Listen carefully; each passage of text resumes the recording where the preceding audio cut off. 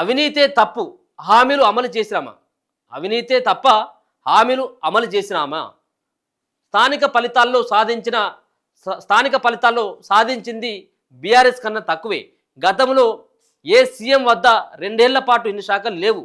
అవమానకరంగా అధిష్టానం తీరు. రాజగోపాల్ రెడ్డి నిన్న ఇదే వేదికగా ఇక్కడే నిన్న మన రగన్న ఫోన్లో మాట్లాడినటువంటి మాటని ఇప్పుడు నమస్తే తెలంగాణలో ఒక బ్యానర్ ఐటెంగా కనబడతా ఉంది. నిన్న రాజగోపాల్ రెడ్డి కొన్ని అంశాలను ప్రస్తావించడం జరిగింది.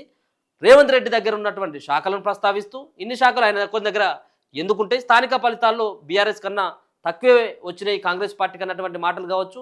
అంతేకాకుండా గతంలో నాకు కాంగ్రెస్ పార్టీలో కంటే కాంగ్రెస్ పార్టీ విధానాలు నచ్చక రేవంత్ రెడ్డి తీరకు నచ్చకనే నేను బీజేపీ పార్టీలోకి వెళ్తే బీజేపీ పార్టీ నాకు అన్ని రకాలుగా అయినటువంటి మర్యాదలు ఇచ్చినటువంటి పార్టీ అన్నటువంటి అంశాలని ఆయన నిన్న ఫోన్లో చెప్పడం జరిగింది. సో ఇదే అంశం కనబడతా ఉన్నది. ఇది బ్యానర్ ఐటెంగా వాళ్ళు రాసుకోవడం జరిగింది. ఇగో రేవంత్ ఒంటెత్తు పోకడలు నచ్చకే గతంలో బీజేపీలకు వెళ్ళిన రాజగోపాల్ రెడ్డి మాట్లాడుతున్నది.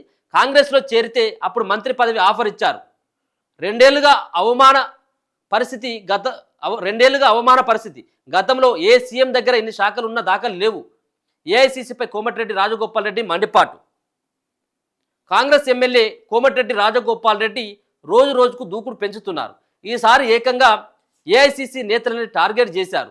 కాంగ్రెస్ ఒంటెత్తి పోకడలు నచ్చకనే తాను బీజేపీలోకి వెళ్లారని వ్యాఖ్యానించారు. నిన్న శుక్రవారం ఆయన ఓ యూట్యూబ్ ఛానల్తో మాట్లాడారు. అది కూడా మన తొలి వెలుగు అలాగే రగనతోంటే నిన్న ఫోన్లో మాట్లాడినటువంటి మాటలే. బీజేపీలో తనకు ఎంతో గౌరవం ఉండేదని చెప్పారు. మంత్రి పదవి ఆఫర్ ఇచ్చి కాంగ్రెస్లోకి పిలిచారని గుర్తు చేశారు.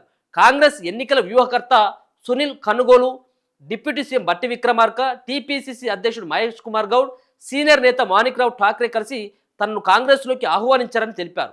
పార్టీ అధికారంలోకి వచ్చిన తర్వాత 2 ఏళ్లుగా ఢిల్లీ పెద్దలు తనపై ప్రవర్తించిన తీరు అవమానకరంగా ఉందని ఆవేదన వ్యక్తం చేశారు.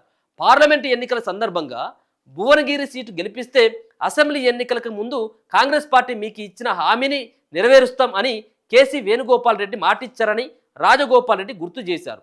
తనకిచ్చిన హామీని నెరవేర్చడంలో కాంగ్రెస్ పార్టీకి అధిష్టానానికి ఇబ్బందులు ఉండవచ్చని, అయితే వారు తనతో మాట్లాడిన పద్ధతి, ప్రవర్తించిన తీరు ఇబ్బందికరంగా ఉందని వ్యాఖ్యానించారు.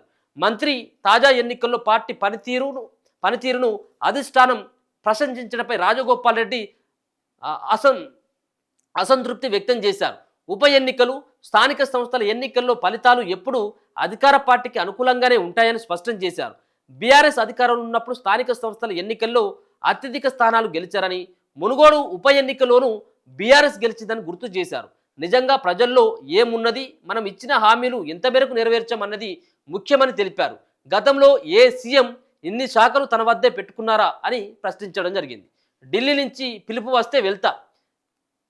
టీపీసీసీ అధ్యక్షుడిగా రేవంత్ రెడ్డి ఒంటెద్దు పోకడలు నచ్చకనే తాను గతంలో కాంగ్రెస్ను వీడాల్సి వచ్చిందని రాజగోపాల్ రెడ్డి స్పష్టం చేశారు.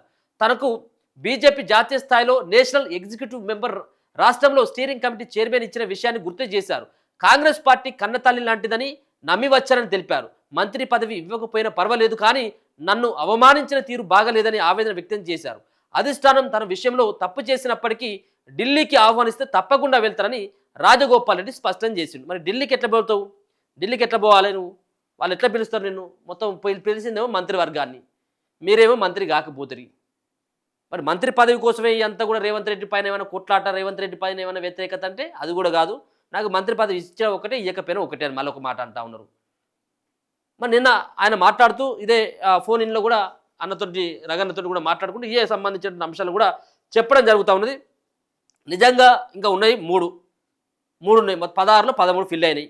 ఇంకా 3 పదవులు మాత్రమే ఉన్నాయి. దాంట్లో 3 మున్సిపల్ శాఖ మంత్రిగా రేవంత్ రెడ్డి ఉన్నాడు, విద్యాశాఖ మంత్రిగా ఆయనే ఉన్నాడు, హోంశాఖ మంత్రిగా రేవంత్ రెడ్డి ఉన్నాడు, ముఖ్యమంత్రిగా ఆయన ఉన్నాడు.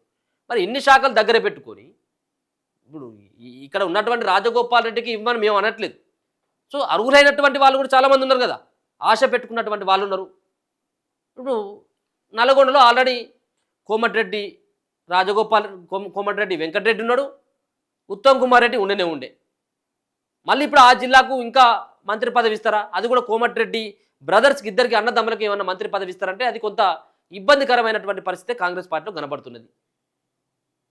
మరి ఇప్పుడు రోజు రోజుకు రాజగోపాల్ రెడ్డి యొక్క మాట తీరు కావచ్చు, వ్యతిరేకించేటువంటి విధానం కనుక చూసినట్టయితే ఉంటే మరి కాంగ్రెస్ పార్టీ పైన ఒక యుద్ధం చేసేటువంటి ధోరణిలో ఆయన మాట్లాడుతున్నట్టుగా రేవంత్ రెడ్డిని అనేక రకాలుగా విమర్శిస్తూ వస్తున్నటువంటి పరిణామం కనబడుతున్నది.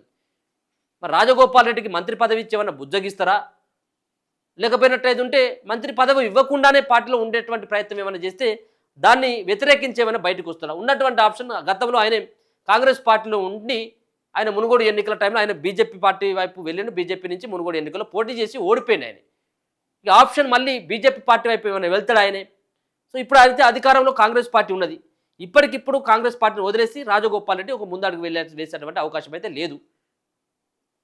చూడాలి మరి ఈ మూడు ఇప్పుడు ఎప్పుడు అంటే రేపిస్తాం మాపిస్తామని చెప్పేసి ఈ మూడు పదవులు ఏవైతే ఇంకా ఖాళీగా ఉన్నటువంటి మూడు పదవులు ఏవైతే ఉన్నాయో ఈ మూడు ఖాళీలని సాగుగా చూపుతూ ఖాళీలని ఆశగా చూపుతూ ఈ కాలం ఏమైనా గడుపుతారా, నీకు వస్తుంది రేపు వస్తుంది ఎల్లుండి వస్తుంది. ఒకవేళ కనుక ఈ ఖాళీలు కనుక మూడిట్లో కోమటిరెడ్డి రాజగోపాల్ రెడ్డికి పదవి లభించకపోతే ఖచ్చితంగా రాజగోపాల్ రెడ్డి వేరే లైన్ తీసుకున్నటువంటి అవకాశం అయితే కనబడతా ఉన్నది.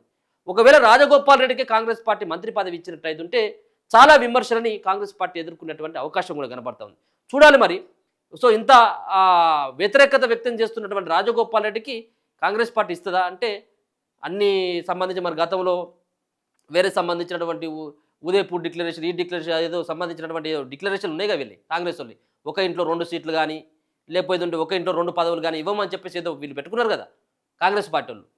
మరి పెట్టుకున్నారు, మరి వీళ్ళు ఇది ఇప్పటివరకు అమలు చేస్తున్నారు అంటే ఎక్కడ అమలు చేసింది ఉన్నది చెప్పండి? అమలు చేసింది ఏమన్నా కనబడతా ఉన్నదా? ఇప్పుడు వివేక్ ఇంట్లో వాళ్ళు 3 ఉన్నారు, అన్నదమ్ములు 2 ఎమ్మెల్యే లైన్లు, ఒకరు ఇప్పుడు మంత్రి అయిపోయిన వాళ్ళ కొడుకు వంశీ ఆయనే ఎంపీ అయ్యాడు. ఇట్లా చెప్పుకుంటూ పోతే చాలామంది ఉన్నారు. ఇట్లా చెప్పుకుంటూ పోతే ఇప్పుడు కోమటిరెడ్డి బ్రదర్స్ వాళ్ళు కూడా అన్నదమ్ములే, వాళ్ళిద్దరు రాలేదా? ఉత్తమ్ కుమార్ రెడ్డి ఉత్తమ్ పద్మావతి వాళ్ళిద్దరు ఎమ్మెల్యేలు అయిపోయిన భార్యాభర్తలు. అంటే ఏమైనా మినహాయింపు ఇవ్వచ్చు.